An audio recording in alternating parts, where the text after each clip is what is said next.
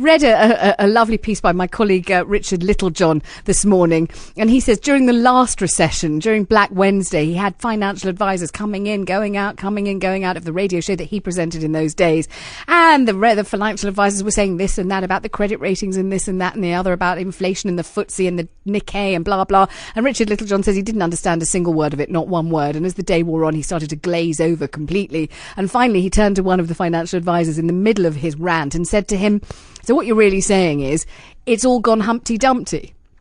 And the financial advisor turned to him and said, "You know something, Dick, you're absolutely right." And I think that's pretty much it. Richard Littlejohn didn't understand, the financial advisor didn't understand, nobody understood. And the basic analysis was it's all gone Humpty Dumpty, and that was right. On the line, though, a man who does. Let's go to Jonathan Davis from Financial Advisors Armstrong Davis. Good morning, Jonathan.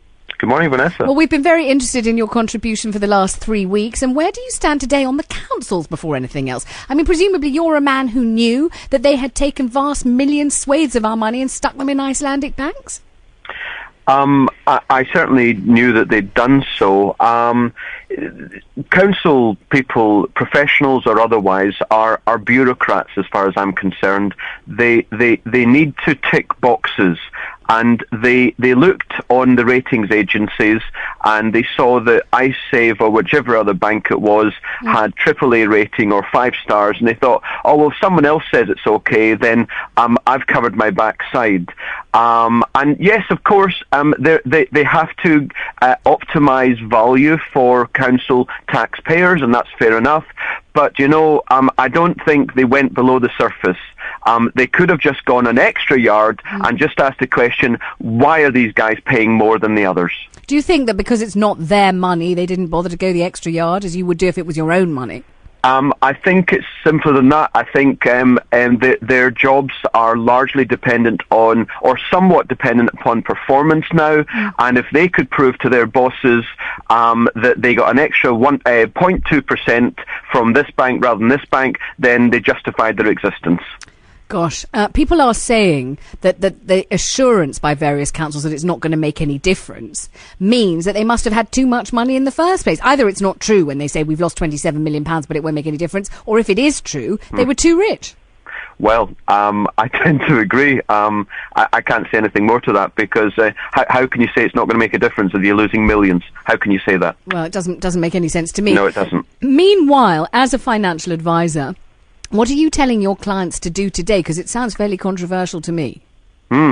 Well, a week ago, let's go back a year if we may. Okay. A year ago, October last year, the FTSE, the top 100 companies in the UK, stood at 6,700.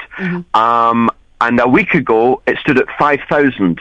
And you asked me, what should we do about shares? And I said, well, you know, it's really difficult. However, my gut tells me that it's not over yet. This market is still heading down. My God, do these things move quickly? A week later, it's gone down 20%. The stock market opened this morning at about 4,000. That's a 40% fall from 1 year ago. Now, what the stock market does, as most people will know by now, is it predicts the future. And it's simply saying, look, you're heading into recession, the real economy, you're heading in recession. As it happens, I think we're in one, but, you know, that won't be proven until in due course. The fact, though, that it's now you can buy shares for 60 pence in the pound from a year ago, which is what a 40% drop means. And if the average is 40% down, then that means that lots of individual shares will be much further down than that. So I'm saying to my clients right now, look, it wasn't right a week ago, but these things move quickly.